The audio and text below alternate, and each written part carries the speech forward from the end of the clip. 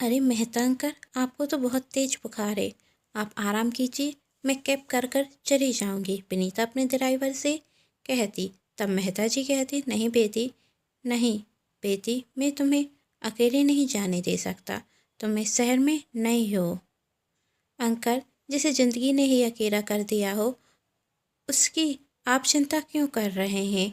भीगी आंखों से विनीता कुछ पुरानी यादों के साथ कहती और वह कैब बुरा रही थी। विनीता लखनऊ अभी कुछ दिनों पहले मुंबई आई थी, जहां उसने अपना नया बिजनेस शुरू किया था। विनीता कैब में बैठकर जा रही थी कि तभी एक पागल भिखारी उसकी गाड़ी के आगे आ जाता। ये पागल भिखारी हर दिन किसी न किसी की गाड़ी के आगे आ जाता है। एक दिन जरूर मरेगा, कहते हुए कैब ड्राइवर महेश गाड़ी आगे बढ़ाता। तब विनीता कहती, अरे ये आप क्या कर रहे हैं? उस आदमी को चोट आई है, हमें उससे डॉक्टर के पास लेकर जाना चाहिए। तब महेश कहता, मैडम पागल है, जानबूझकर गाड़ी के आगे आता है और लोगों का समय बर्बाद करता है। छोड़िए उसे, आपका समय ही बर्बाद होगा। मैंने कहा ना, आप गाड़ी रोकिए, पहले हम उसे डॉक्टर के पास लेकर जाएंगे। विनीता गाड़ी से नीचे उतरती और उस आदमी के पास जाती तो देखती उसके हाथ पैरों में चोट के निशान हैं। एक नज़र विनीता उसे देखती ही जा रही थी, फिर उसे डॉक्टर के पास लेकर जाती। डॉक्टर उसकी पट्टी करते और कुछ मेडिसिन देते। विनीता उस आदमी को अपने साथ अपने घर लेकर लेकर आ जाती। विनीता उससे उसका नाम पूछती तो वह कुछ नहीं कहता। तब विनीता सोचती है, शायद इसे अपना नाम नहीं पता, और कहती, मैं आज से तुम्हें विवेक कहूँगी और तुम मुझसे विनीता कहना। तब भी वह आदमी कुछ नहीं कहता। तभी विनीता ने कहा, तुम कुछ बोलते क्यों नहीं? तब वह आदमी कहता, यदि मैं बोलूँगा तो तुम मुझे मारोगी। नहीं, मैं तुम्हें नहीं मारूंगी। मारूंगी, सब मुझे मारते हैं और कोई खाना भी नहीं देता। मुझे बहुत तेज भूख रखी है, उस आदमी ने कहा। तब विनीता छोले भटूरे ऑर्डर करती और कहती, विवेक ये लो तुम्हारी पसंद का खाना। तुम्हें छोले भटूरे पसंद है ना? विवेक खाना देखकर खुश हो जाता और जल्दी जल्दी खाते हुए कहता, मैंने तो इतना स्वादिष्ट खाना पहली बार खाया है। और उसके गले में कॉल लग जाता। विनीता उसे पानी पिलाती और पीठ पर हाथ फेरती। विवेक खाना खाते साथ कहता, अब मेरा पेट भर गया, अब मैं सोता हूँ। नहीं, विनीता ने विवेक को रोकते हुए कहा, तुम मेरे साथ शॉपिंग करने चलोगे? तुम्हारे लिए कुछ कपड़े लेने हैं। देखो कितने गंदे कपड़े हैं तुम्हारे। तुम्हें तो गंदगी पसंद नहीं, फिर ऐसे कैसे रहते हो? तब विवेक कहता, विनीता तुम्हें मेरी पसंद नापसंद कैसे पता है, जबकि मुझे तो कुछ भी याद नहीं।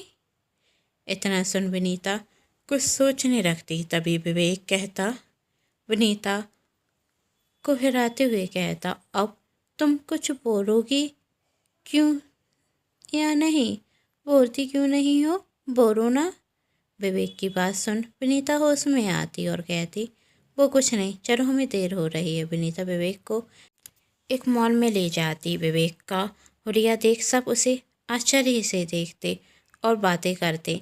इस सुंदर सी लड़की के साथ यह आदमी कौन है? बड़ी बड़ी दाढ़ी मूछें और फटे पुराने कपड़े, देखते ही रखता है ना जाने कितने सालों से नहाया नहीं होगा। विनीता किसी की नहीं सुनती और विवेक के लिए कपड़े पसंद करने लगती।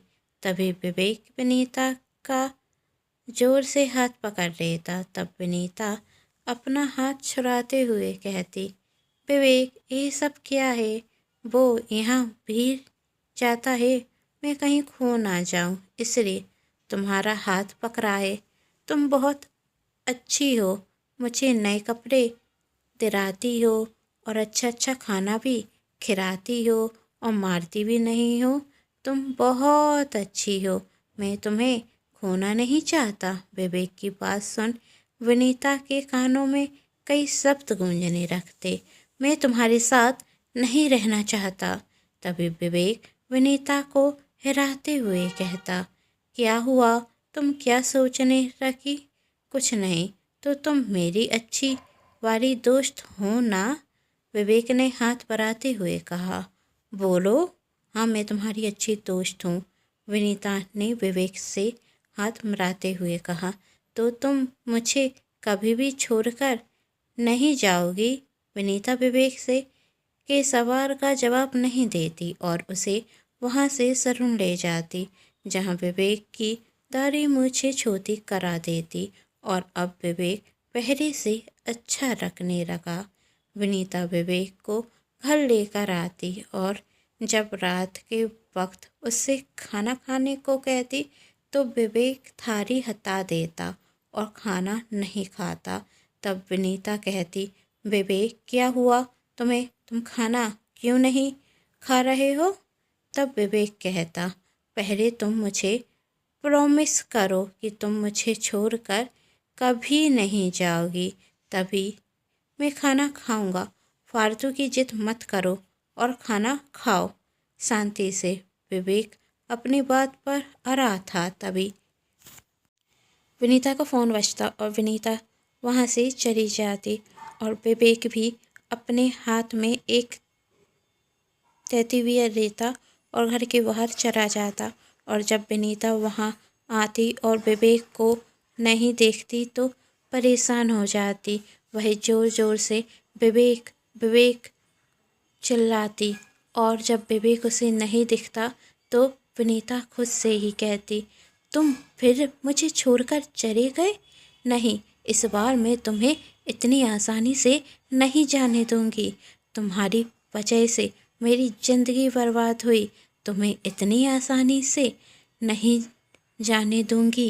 कहते हुए विनीता वहाँ से जाने लगती। तभी वहाँ महेश जी आते। विनीता को इस तरह परेशान घर से बाहर जाते देख वह विनीता के पीछे जाते और पूछते, क्या हुआ बेटी, तुम इतनी परेशान क्यों हो? अंकल, मैं उसे इतनी आसानी से नहीं जाने दूंगी, उसे मेरे सवालों के जवाब देने होंगे। तुम किसकी बात कर रही हो बेटी? महेश जी पूछते।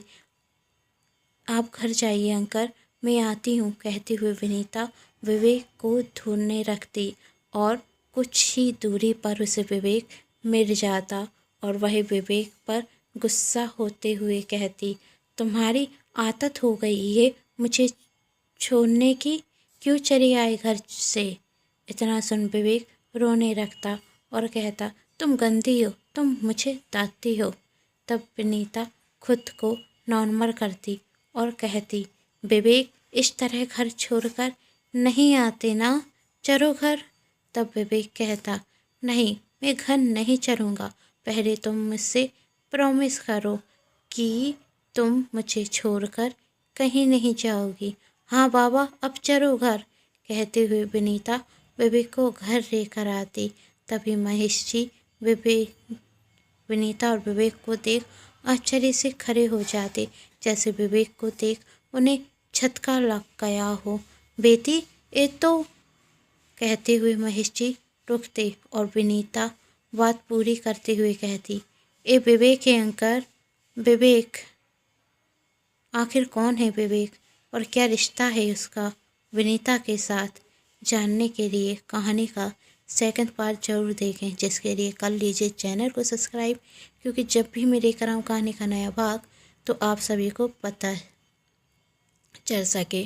कहानी पूरी देखिए तो आपको पसंद तो आई होगी, तो चैनल को सब्सक्राइब, वीडियो को लाइक और अपनों के साथ शेयर करना बिल्कुल ना भूलें। तो मिलते हैं कहानी के नेक्स्ट पार्ट में। Thanks for watching.